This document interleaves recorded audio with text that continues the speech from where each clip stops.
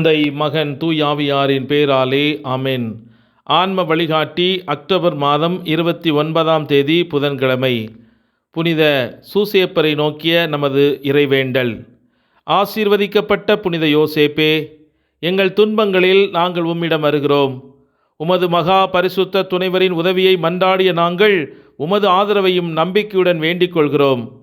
கடவுளின் மாசற்ற கன்னி தாயுடன் உங்களை பிணைத்த அந்த பற்றுதலின் மூலமாகவும், குழந்தை இயேசுவை நீங்கள் தழுவிய தந்தை வழி அன்பின் மூலமாகவும், இயேசு கிறிஸ்து தனது இரத்தத்தால் வாங்கிய விடுதலையையும், எங்கள் தேவைகளில் எங்களுக்கு உதவ உங்கள் வல்லமையும் பலத்தையும் கருத்தில் கொள்ளுமாறு நாங்கள் உம்மை மனதார வேண்டிக் கொள்கிறோம்.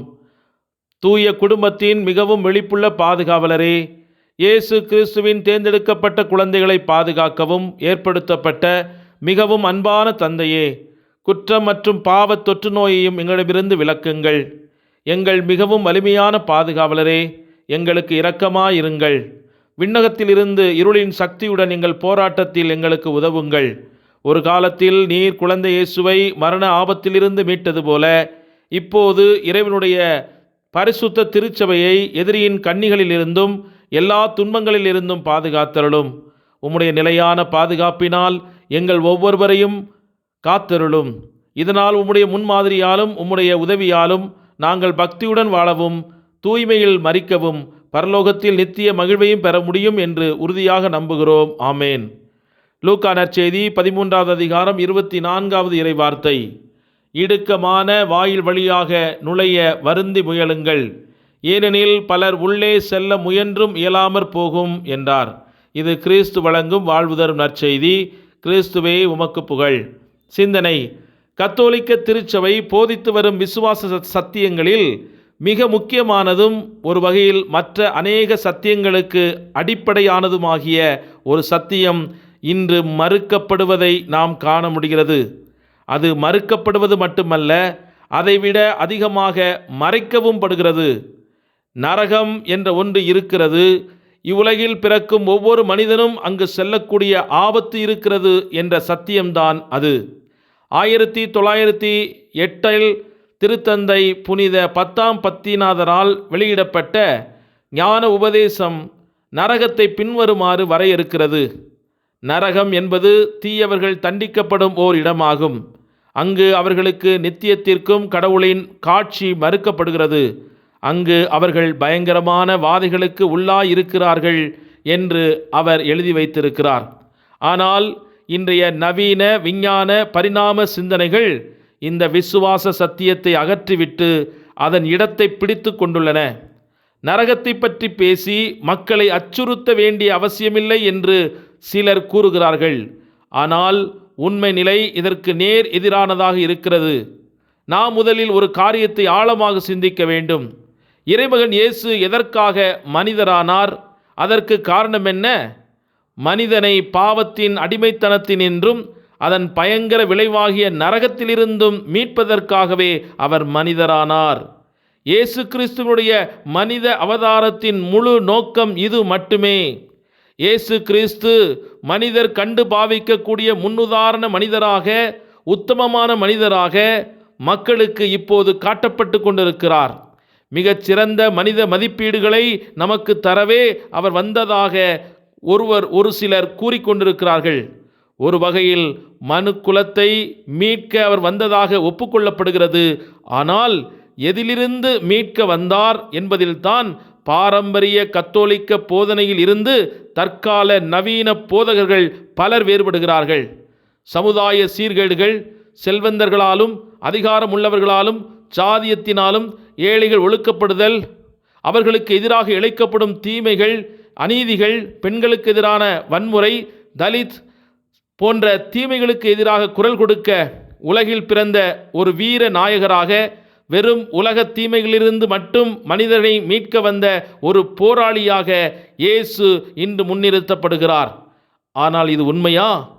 இம்மைக்காக, இவ்வுலக நல்வாழ்வுக்காக மட்டும் நாம் கிறிஸ்துவின் மேல் நம்பிக்கையுள்ளவர்களாய் இருந்தால் எல்லா மனிதர்களிலும் நாம் அதிக பரிதாபத்துக்குரியவர்களாய் இருப்போம்.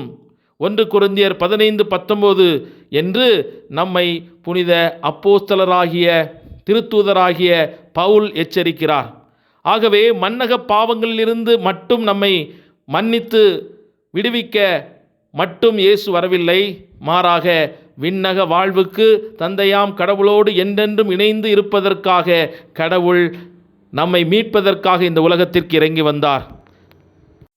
விண்ணக வாழ்வுக்கு நம்மை அழைத்துச் செல்ல வந்த ஆண்டவர் இயேசுவின் உயரிய படிப்பினை ஆகிய நரகம் மற்றும் மோட்சம் பற்றிய படிப்பினைகளை வரும் நாட்களில் நாம் தியானிப்போம். ஜெபிப்போமாக. ஞானத்தின் ஊற்றே எம் இறைவா, உம்மை நன்றியோடு போற்றி துதித்து ஆராதித்து மகிழ்கிறோம். நீர் எங்கள் வாழ்வில் செய்த அனைத்து நன்மைகளுக்காக நன்றி கூறுகிறோம். என்னையும் ஒரு பொருட்டாக கருதி என்னை இந்த உலகத்திலே தலை நிமிர்ந்து வாழ வைத்ததற்காக உமக்கு நன்றி செலுத்துகிறோம். இந்த உலகத்தினரால் தூக்கி எறியப்பட்ட கல் நான், உதறி தள்ளப்பட்ட கல் நான், அவமானப்படுத்தப்பட்ட கல் நான். எனக்கு திறமை இல்லை, அறிவு இல்லை, அழகு இல்லை, அதிகாரம் இல்லை, பொருளாதார வசதி இல்லை, நண்பர்கள் இல்லை, என்னை ஆதரிப்பார் யாருமே இல்லை என்று நான் வருந்தி முடங்கி வீழ்ந்து கொண்டிருந்த என்னை, என் வாழ்க்கையை வெறுத்து ஒதுக்கி கொண்டிருந்த போது, தற்கொலை எண்ணத்தோடு சாவதற்கு ஓடிக்கொண்டிருந்த என்னையும் உமது அன்பு என்னை வந்தடைந்தது. உம்முடைய அருள் என்னை தேடி கண்டுபிடித்தது. உமது ஞானம் என்னை அரவணைத்தது. உமது ஆவியானவுடைய ஆற்றல் என் வலுவற்ற சரீரத்திலே அது செய்த அற்புதத்தின் விளைவாக உமது அனுபவங்களை பெற்று நிறைவான வாழ்வை நோக்கி மீண்டும் திரும்பி கட்டியெழுப்பப்பட எனக்கு கொடுத்த இந்த வாய்ப்புக்காக உமக்கு நன்றி கூறுகிறேன் ஆண்டவரே. பிறருக்கு வாழ்வு கொடுக்கும் வார்த்தைகளையும் பிறரை புரிந்து கொண்டு அன்பு செய்வதற்கான வரத்தையும் இன்று எனக்கு அளிப்பீராக. ஆவியின் வரங்கள் கொடைகளினால் என்னை நிரப்புவீராக. எந்த இடத்தில் நான் அவமானப்பட்டு கூனி குறுகி நின்றேனோ அதே இடத்தில் என்னை தலை நிமிர்ந்து நிற்கச் செய்வீராக. உலகம் என்னை வெறுத்தாலும் உமது அன்பு என்னை ஒருபோதும் வெறுப்பதில்லை, ஆனால் மாறாக என்னை அரவணைத்து கொண்டது. நன்றி தகப்பனே.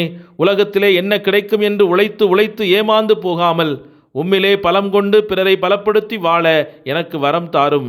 இன்று நான் சந்திக்கும் ஒவ்வொரு மனிதருக்கும் உமது அன்பை கொடுக்க, சாட்சியமாக வாழ, நீர் எனக்கு செய்த அற்புதங்களுக்கு நற்செய்தி அறிவிக்க எனக்கு வலுவை தாரும், ஞானத்தின் ஆவியை தாரும். உலகத்தில் நான் சந்திக்கும் பிரச்சனைகள் என் வாழ்வில் நீர் கொடுத்திருக்கும் விசுவாசத்தை இழந்து போகச் செய்யாமல் ஒவ்வொரு நாளும் உம்மிலே இன்னும் ஆழமான நம்பிக்கை பெற்றுக்கொள்ள எனக்கு வழிகாட்டும் அனுபவங்களாக இது மாற வேண்டும் என்று ஒப்புக் கொடுக்கிறேன். ஆண்டவரே, உமது தூய இரத்தத்தினால் என்னை சூழ்ந்து நின்று பாதுகாத்து இந்த நாளிலே நான் எதிர்கொள்கிற ஒவ்வொரு போராட்டங்கள், பிரச்சனைகள், துன்பங்கள் மத்தியிலே உமது அருள்கரம் என்னை பற்றி பிடித்து வழிநடத்த வேண்டும் என்று ஆண்டவரே உம்மிடத்தில் ஒப்புக் கொடுத்து மன்றாடுகிறேன். ஆமேன். எல்லாமல்ல இறைவன், தந்தை, மகன், தூய ஆவியானவர் உங்கள் அனைவரையும் நிறைவாக ஆசீர்வதித்து புனிதப்படுத்தி வழிநடத்துவாராக. ஆமேன்.